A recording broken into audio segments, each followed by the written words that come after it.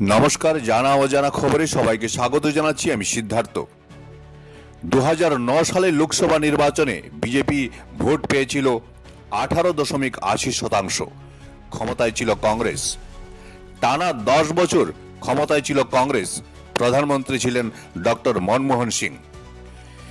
কংগ্রেসের টানা 10 বছরের ক্ষমতার পর 2014 সালের লোকসভা নির্বাচনে বিজেপি ভোট পেয়েছিল 31.34%। প্রধানমন্ত্রী হয়েছিলেন নরেন্দ্র মোদী। এখন প্রশ্ন হচ্ছে, কংগ্রেসের টানা 10 বছরের এই শাসনকালে বিজেপি তো আর কবজা করতে পারেনি নির্বাচন কমিশনকে কবজা না করে কিভাবে 2014 সালে 31.34% ভোট পেয়ে গেল বিজেপি?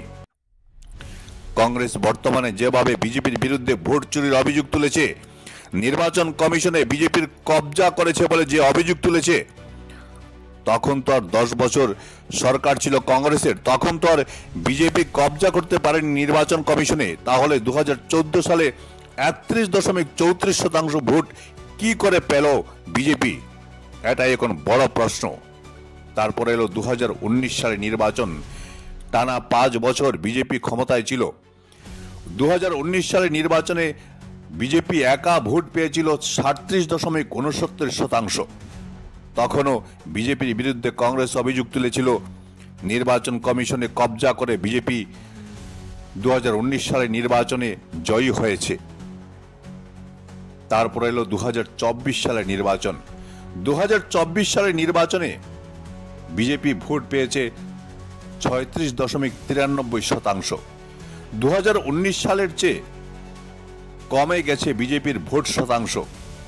কংগ্রেসের অভিযোগ অনুযায়ী বিজেপি যদি নির্বাচন কমিশনে কবজাই করে থাকতো, তাহলে 2024 সালের নির্বাচনে কেন 2019 সালের নির্বাচনের চেয়ে কম ভোট পেয়েছে? যদি ভোট চুরির ধান্দাই থাকতো, তাহলে সোজা 40% ভোট নিয়ে নিত বিজেপি চুরি করে। তাহলে কেন কমলো বিজেপির ভোট?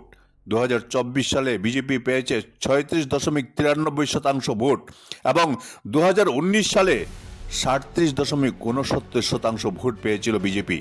তাহলে 2024 সালে কেন ভোট কমলো বিজেপির? নির্বাচন কমিশনে কবজা করেও কেন ভোট কমলো বিজেপির? কংগ্রেসের অভিযোগ বিজেপি ভোট চুরি করে 2019 সালে 2024 সালে ক্ষমতায় এসছে। কংগ্রেসের অভিযোগ যদি সত্যি হয়, তাহলে 2019 সালের নির্বাচনের চেয়ে 2024 সালের নির্বাচনে বিজেপির ভোট কেন কমলো?